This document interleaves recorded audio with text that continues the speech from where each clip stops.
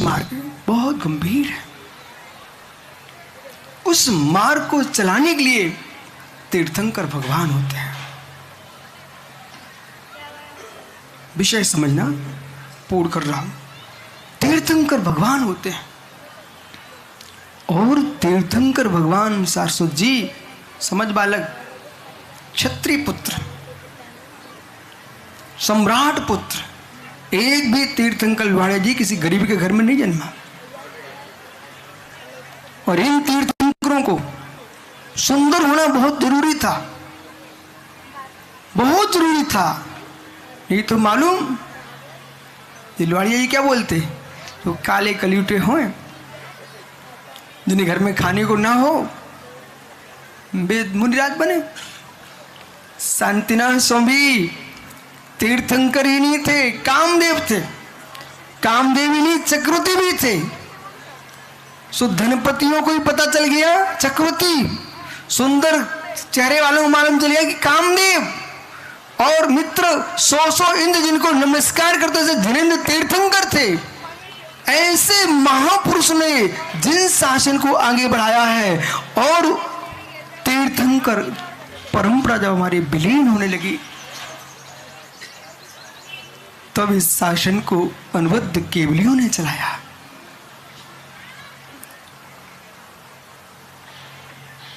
भैया कर्नाटक तब केवलियों ने चलाया,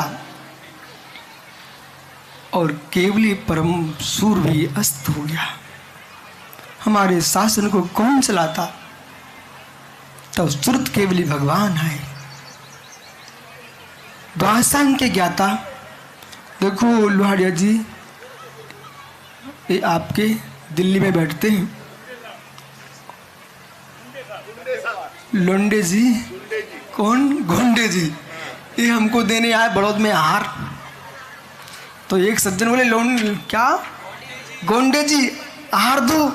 अब मैंने सोचा पता नहीं किसे हार दिला रहा है, तो एक क्षण को मैंने अंजलि बंद की। बोले महाराज जी खोलो खोलो हार लो।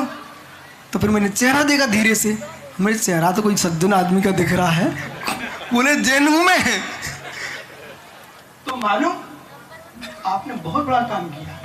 किसी भी नगर में जाओ और कोई मुनिराज मिल जाए, सबसे पहले आहार देने जाना। बोले क्यों, और ये भी बोलना मैं कौन हूं,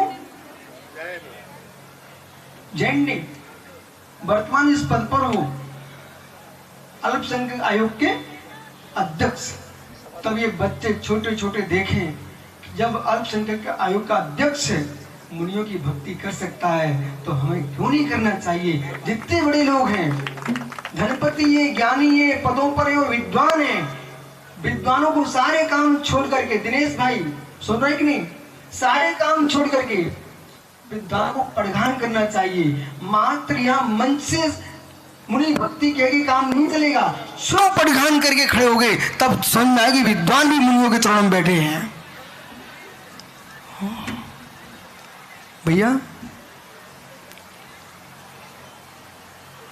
भैया सुंदर चेहरा तीर्थंकरों का होना बहुत जरूरी था। अन्यथा लोग ये कहते जिन्हें कोई लड़की पसंद नहीं कर रही होंगी इसलिए साधु बन गए। नरेंद्र कुमार को जानते, नरेंद्र प्राचार्य नरेंद्र कुमार पंडित जी फिरोजाबाद, देवेंद्र भैया, वो नरेंद्र जी हमारे पास आए इंदौर में गोष्ठी में 2007 में। यहाँ से औरंगाबाद में आचार्य पद के बाद चातुर्मास समारोह हुआ इंदौर में, तो गोष्ठी में आए। लुहाड़ी जी मालूम बे देखते रहे, मुझे देखते रहे, और थोड़ी देर बाद ये मुनिराजों को देख रहे थे। मुनि बहुत गौर से देख रहे हैं। बोले महाराज जी बुरा तो नहीं लगेगा? हमने बोलो क्या बोलना चाहते हो? बोले पूछो, हमने पूछो। बोले इतनी सुंदर लड़के तुम्हारी बेटियों को नहीं मिल रहे हैं, आप कहाँ से पकड़ के लाए? हमके देखो जी की दृष्टि, मैंने कहा ज्ञानी ये संसार की बेटियों के लिए नहीं जन्मे, ये मुक्त बधू के लिए जन्मे हैं।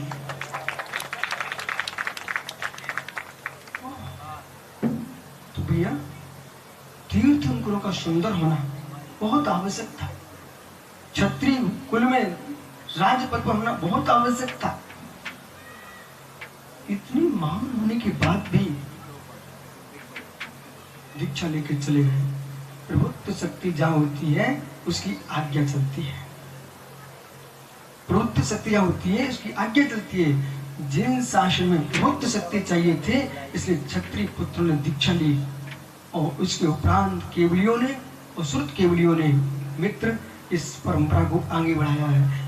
आचार पद कोई सम्मान का पद नहीं है, सम्मान का पद नहीं है। सम्मान का पद नहीं है, जिन शासन की रक्षा को का पद है। जिन शासन की रक्षा का पद है, और कितना गहरा पद है।